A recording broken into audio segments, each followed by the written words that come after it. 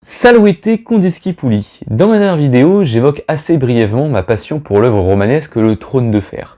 Et en fait, quand on cherche un peu, on se rend compte que si cette œuvre est aussi bien écrite, et je dis ça en toute objectivité, c'est parce que l'auteur, George R.R. Martin, était un grand passionné d'histoire médiévale. Bon, je pense que je ne vous apprends rien, ça coule de source. Et oui, l'écrivain d'une des plus célèbres sagas de fantasy de l'histoire, bien qu'il fait montre d'une sacrée imagination avec tous ses personnages, ses dynasties et ses liens entre dynasties, ne va pas non plus chercher tout ça nulle part, puisqu'il s'inspire de faits réels. Par exemple, le mur du Nord, dont vous avez tous entendu parler si vous connaissez la série, il est inspiré du mur d'Adrien, qui a été bâti au temps de l'Empire romain dans l'actuelle Écosse pour se protéger des invasions des peuples au-delà du mur. Et ouais, ça ne s'invente pas. Et de ce fait, ce dont on va parler aujourd'hui, c'est une des plus grosses inspirations de George R.R. Martin, l'Angleterre médiévale, et plus particulièrement la guerre des Deux Roses, une guerre civile sur fond de lutte pour le trône d'Angleterre qui dura 30 ans dans la deuxième partie du XVe siècle, plus précisément de 1455 à 1485. On l'appelle guerre des Deux Roses car elle oppose deux dynasties qui arborent chacun une rose, rouge pour la maison de Lancastre et blanche pour la maison d'York. Cette rose n'étant pas sans rappeler d'ailleurs la rose Tyrell dans la série Game of Thrones. Qu'est-ce qui a bien pu faire que des Anglais vont se taper dessus entre Anglais pour une autre raison qu'un derby d'Angleterre? Moi, Lord Tacite, convoque mes bannerets et vous invite à partir en guerre entre Northamptonshire, Yorkshire, Pays de Galles et même un aller-retour en France parce que vous vous en doutez bien, mais évidemment, nous autres Français allons mettre notre grain de sable dans cette machine infernale. Alors, choisirons-nous la rose rouge de Lancastre ou la rose blanche d'York? C'est parti!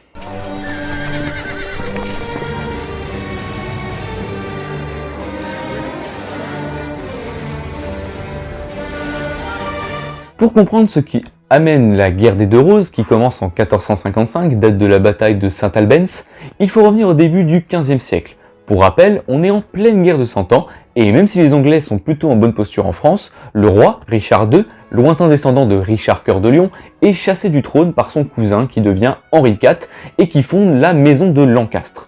Bien que les Anglais continuent leur promenade en France, avec notamment la grande victoire d'Azincourt en 1415, comme vous le savez, in fine, ce sont les Français qui remportent la guerre puisqu'ils finissent par bouter les Anglais hors de France définitivement en 1453. À ce moment-là, c'est le petit-fils d'Henri IV qui est sur le trône en la personne d'Henri VI, logique vous me direz. Et il faut savoir que la défaite est extrêmement cuisante pour les Anglais, notamment avec la perte de l'Aquitaine ou de la Normandie qui avait été si durement gagnée. Le bon roi Henri devient donc un bouc émissaire idéal, d'autant plus que la folie s'empare de plus en plus de lui. D'ailleurs, fun fact, puisque le grand-père d'Henri VI n'est autre que le roi de France Charles VI, qu'on connaît nous dans l'histoire comme étant un roi fou, et ben il y a des théories qui disent qu'Henri VI, il aurait hérité de cette folie. C'est une aubaine pour une partie de la noblesse anglaise menée par le cousin d'Henri, Richard, duc d'York. Il s'empare du pouvoir et capture Henri lors de la bataille de Saint Albans dont je vous parlais tout à l'heure. La guerre des Deux Roses vient de commencer. Vous devez vous dire que c'est assez con de commencer une guerre en se faisant capturer, mais en fait c'est plus compliqué que ça. Richard d'York choisit en fait de laisser le roi en place, qu'il sait de toute façon inapte à gouverner, et de toute façon ses inspirations premières c'était de chasser les mauvais conseillers du roi. Il se contente donc de se faire nommer Lord Protecteur du royaume, une sorte de régent, et ça dure comme ça pendant quelques années, Henri VI acceptant tout. Mais la goutte d'eau qui va faire déborder la théière, c'est lorsque Richard d'York commence à s'imposer comme le successeur d'Henri VI, appelé à régner après sa mort. Alors même que le roi dispose d'un fils lui-même qui est beaucoup plus direct en tant qu'héritier. Le roi bénéficiant tout de même d'un sacré soutien rassemblé derrière son épouse Marguerite d'Anjou, cette dernière persuade le roi d'écarter cette fouine de Richard. Oui d'ailleurs, je vous ai pas précisé, mais vous avez dû le remarquer, tous les protagonistes de cette guerre s'appellent soit Édouard, soit Richard, soit Henri. Bah ouais, c'est comme ça, il y avait plus de budget pour les prénoms puisque tout partait dans la guerre. La reine Marguerite d'Anjou, qui n'est pas sans rappeler Cersei Lannister, de par sa capacité de persuasion, rassemble à la cause royale, qu'on appelle, je le rappelle, les Lancastriens, une partie des nobles anglais, tandis que l'autre partie se rallie derrière les Yorkistes, et une très longue guerre entrecoupée de périodes d'accalmie, avec un coup les Yorkistes sur le trône et un coup les Lancastriens, se met en place. En 1460, c'est les partisans d'Henri VI qui emportent un grand coup lors de la bataille de Wakefield, puisque Richard d'York est tué au cours de la bataille en même temps que son armée et ses principaux soutiens. Mais c'est de courte durée puisque dès l'année d'après, son fils Édouard du coup prend la tête de la rébellion avec l'aide d'un soutien de taille, Richard Neville, comte de Warwick, qu'on surnommera plus tard The Kingmaker. le faiseur de roi quoi. Le faiseur de roi, car les York reprennent l'avantage sur Henri VI lors de la bataille de Taunton, et Édouard est donc couronné roi sous le nom d'Édouard IV. On pourrait croire que ça s'arrête là, mais ce serait bien trop facile, on est sur une guerre qui a inspiré Game of Thrones quand même. Et en fait, le Édouard IV, il est un peu trop, disons, frivole, et il se trouve que le gars qui l'a pas mal aidé à monter sur le trône, Warwick, se voit manquer de respect par le roi qui suit très peu ses conseils. Du coup Warwick ça l'agace un peu, et il décide tout simplement de la mettre à l'envers en tentant de mettre le frère du roi sur le trône à sa place. Mais ils sont démasqués, et ils doivent s'enfuir en France, et c'est là que les Français vont mettre leur nez dans ces affaires.